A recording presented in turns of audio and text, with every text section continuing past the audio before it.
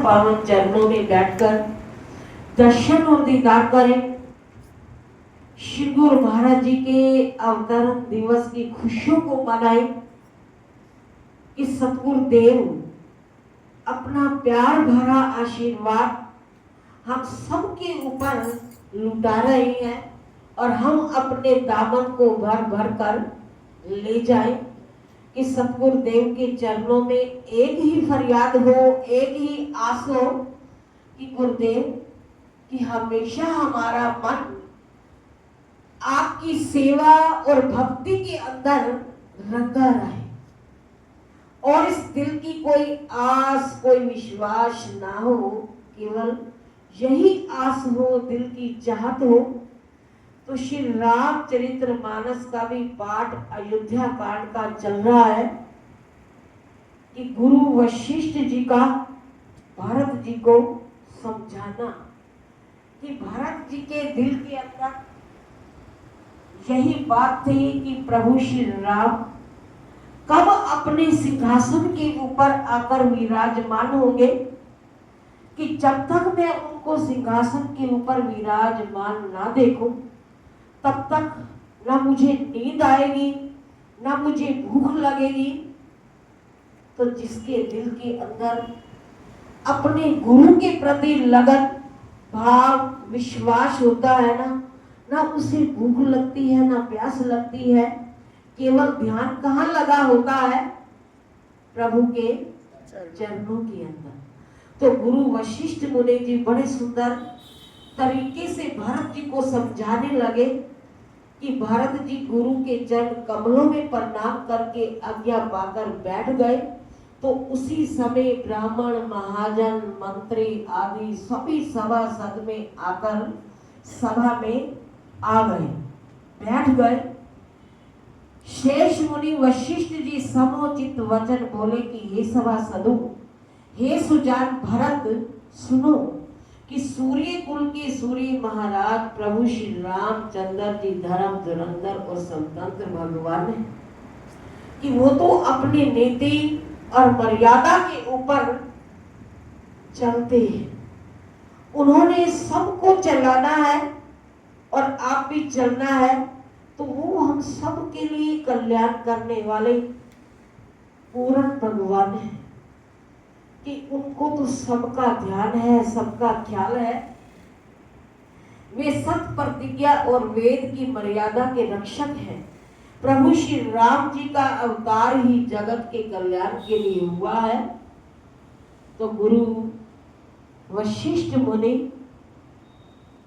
कितना सुंदर सुझाव दे रहे हैं भरत को कि सुजान भरत, सुनो कि प्रभु श्री राम जी तो जगत के कल्याण को करने वाले, सारे संसार का उद्धार करने वाले, कि प्रभु श्री राम जी का अवतार ही जगत के कल्याण के लिए हुआ है। वे गुरु, पिता और माता के वचनों के अनुसार चलने वाले हैं, दुष्टों के दल का नाश करने वाले और देवताओं के हितकारी हैं। कि उन्हें तो सबका ख्याल है कि हमें तो ख्याल होता है केवल अपने घर परिवार का, लेकिन भगवान को तो सबका ख्याल करना होता है कि इतना बड़ा संसार, इतनी बड़ी ये दुनिया है, संसार है, तो प्रभु तो हर एक जीव का ध्यान रखते हैं। कैसे रखते हैं कि एक बार लक्ष्मी कहने लगी नारायण जी को, प्रभु तो आप इतने बड़े संसार को कैसे चलाते हो कि मुझे तो समझ नहीं आता। तो उसने क्या किया कि एक कीड़े को डब्बी में बंद कर दिया। तो जब देखा कि कीड़े को डब्बी में बंद कर दिया है तो भगवान से पूछने लगी लक्ष्मी, प्रभु कि आज आप सारे संसार की पालन पोषण सब कुछ करके आ गए हो। तो भगवान कहने लगे हाँ, करके आ गए। तो उस वक्त लक्ष्मी ने डब्बी को खोला और क्या देखा कि उस कीड़े के मुख में भी एक चावल का दाना था और उसको वो खा रहा था बड़े प्रेम के साथ। तो देखकर लक्ष्मी हैरान हो गई कि ये आया तो आया कहां से। तो भगवान जब देते हैं ना तो किसी को दिखाते नहीं। तो अगर हम किसी गरीब को भी एक फुल्का या दो फुल्की खिलाते हैं तो दिखा दिखा कर सुना सुना कर देते हैं, खिलाते हैं कि आज मैंने इसको भोजन खिलाया, तो सुनाते हैं ना। तो भगवान तो किसी को नहीं सुनाते कि वो तो छिप छिप कर। तो जब लक्ष्मी ने अपनी आंखों से ये नजारा देखा तो कहने लगे कि वाह प्रभु, कि आप तो सबको खिलाने वाले हो, कि मैंने तो आपकी परीक्षा ली है। तो भगवान की परीक्षा कोई नहीं ले सकता।